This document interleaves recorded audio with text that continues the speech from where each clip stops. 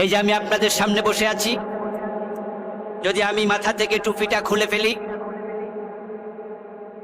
আর আজকে নামাজটাও টুপি ছাড়া পড়াই, তাহলে অনেকেই গোপনে গোপনে মোবাইলে ছবি তুলে রাখবে, এখানে বসে বসে সমালোচনা করবে, অথবা কালকে ফেসবুকে লিখবে টুপি ছাড়া জুমার নামাজ, এবং ফেসবুক সরগরম হয়ে যাবে। কিন্তু আপনাদের যদি আমি প্রশ্ন করি, এই যে আমি টুপি খুলে ফেললাম, গুনাহ হয়েছে নাকি? টুপি মাথা দেয়া কি ফরজ, ওয়াজিব, সুন্নতে মুআক্কাদা? বরং এটা সুন্নতে জায়েদা, সুন্নতে না ফেলা, দিলে সওয়াব আছে, না দিলে কোনো গুনাহ নাই। কিন্তু রাসূলের আদর্শে দেশ চালানো, চোর ধরে হাত কাটা, ডাকাত ধরে শুলে দেয়া, জেনা করলে পাথর মারা, মদ পান করলে ৮০ বেত লাগানো, এই বিধানগুলো সমাজে কায়েম করা সুন্নত না ফরজ? এগুলো ৫২ বছর তো নাই।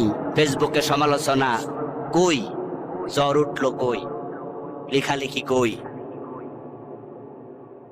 যেটা নফল সেটা নিয়ে সিরিয়াস, যেটা ফরজ সেটার খবর নাই। এর মানে ইসলামের বুঝটাই গলত, কনসেপ্টটাই আপনার।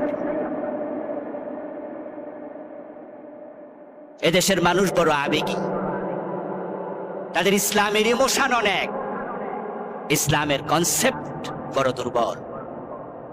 প্রিয় নবী মুহাম্মদ সাল্লাল্লাহু আলাইহি ওয়াসাল্লামকে যদি ওই আইয়ামে জাহেলিয়াতের যুগের আবু বকর, ওমর, ওসমান, আলী তারা হুবহু অনুসরণ না করতেন, এ পরিবর্তন হতো না।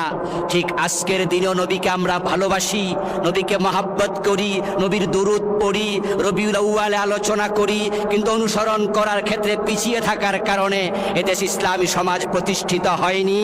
যদি আমরা চাই নবীর মুহাম্মদের যুগের মতো আইয়ামে জাহেলিয়া ইসলামী সমাজ উত্তম পরিবেশে নতুন করে পরিবর্তন হোক, বাংলাদেশেও রাসূলুল্লাহর আদর্শ বাস্তবায়ন দরকার আছে না নাই?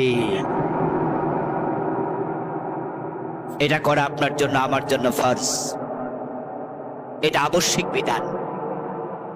রাসূলুল্লাহ সাল্লাল্লাহু আলাইহি ওয়াসাল্লামকে অনুসরণ না করলে জান্নাত পাওয়া যাবে না। ওনাকে অনুসরণ করা ফরজ। ওনাকে অনুসরণ না করলে উম্মত হওয়া যাবে না। উম্মত দাবি করা আর উম্মত হওয়া এক জিনিস